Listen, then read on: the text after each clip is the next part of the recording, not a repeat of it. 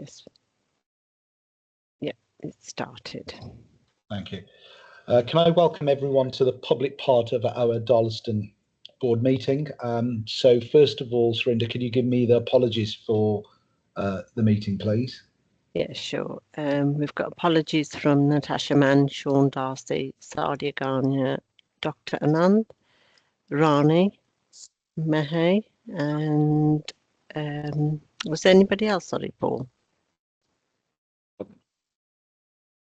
I think that's it for now. Thank you very much. Surinder, I don't think there were any minutes because we addressed them last time because there wasn't a public meeting. So that part That's correct. And declarations of interest on matters arising other than the normal declaration of interest. Is there anything on the agenda that anyone has to declare? Okay. Could I then move on to the advisory groups on the basis of, we'll start with Aradhana yourself with communities first. So Joyce, unfortunately can't make it, but Aradhana, can you tell us where we are with the community engagement, please? Okay, so I'm just going to briefly mention the activity before Christmas. I'm not sure if that's already been put on public record. So the community and residents group, alongside other board members, was focused on getting out into the community and speaking directly to people. We went to places where residents already are, rather than expecting them to kind of come out and reach out to us.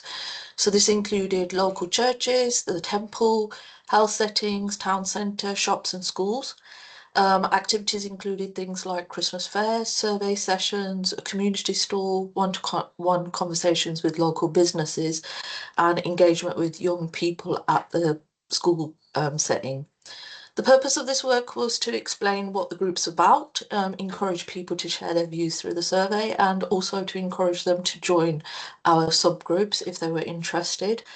And alongside that, we've had 2 meetings take place between the co-leads, that's Connie Jennings, myself and Joyce. These were focused on, first of all, getting to know one another and reviewing the draft terms of reference, making sure the language is clear and easy to understand, which is something we want to take as a draft to our first meet and greet with the members. So it's not a heavy document to digest in the first go.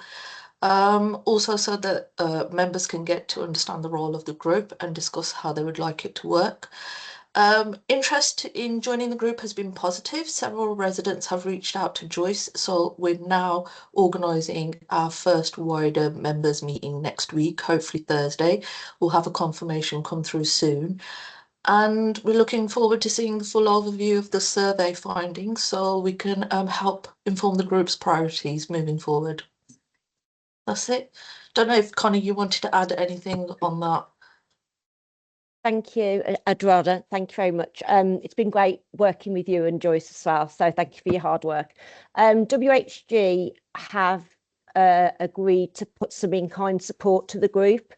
So in my team, I've got a manager called Nicola Waite, who was, up until this group formed, a lifelong resident of Darlaston. She literally moved out the week this group was formed, and I was like, what?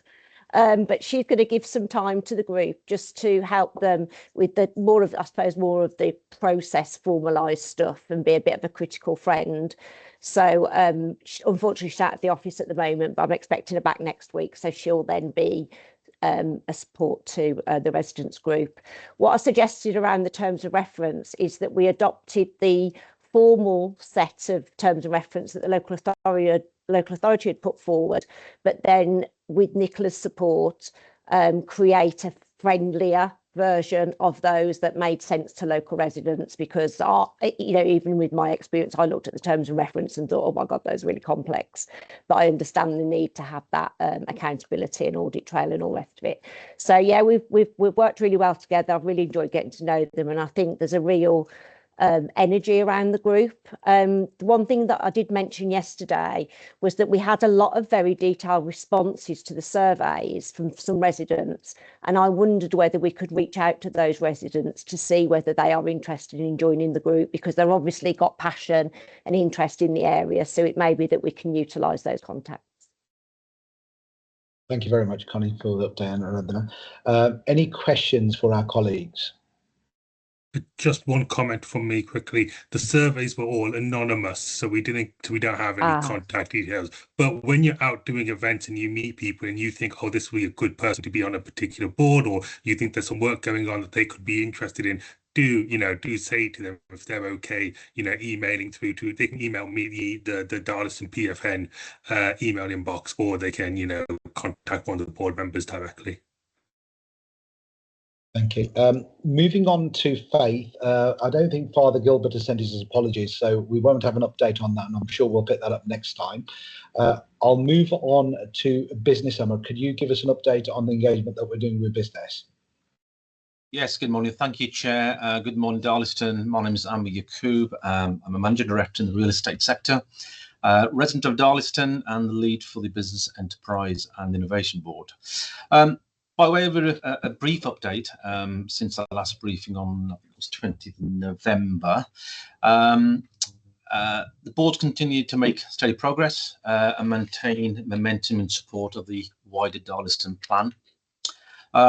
We continue as a group to meet on a regular basis just to ensure progress is maintained and that our work remains aligned with the PFN objectives. Now, just turning on to a bit of a Q1, quarter one update. Really, from a governance perspective, I'm pleased to confirm that the board's terms of reference has now been completed and agreed, thus giving us a clear direction around our role, responsibilities, and our decision-making process. In terms of stakeholders, we're working closely with Walsall Business Growth Team, Walsall External Grants Team, various universities, etc. We're just trying to gauge partnerships, just to make sure that, they are very important in aligning our business support, any funding opportunities, and our innovation expertise. Bit about engagement, really. That's obviously a key focus in our current phase and our next phase. We're going to be engaging with local SMEs, and that'll be across many manufacturing, logistics, and any retail business within the locality. Now, really, that's going to be by way of a really mix of online questionnaires. We're looking to do a drop-in engagement session in Q1, and again, that will help us gather feedback, understand barriers to growth, and ensure our business voices are shaping our priorities, more importantly. Alongside this, we're also strengthening our communication approach so the business community is clearer about how to engage with us and what is available. Again, lots of work to do in that process.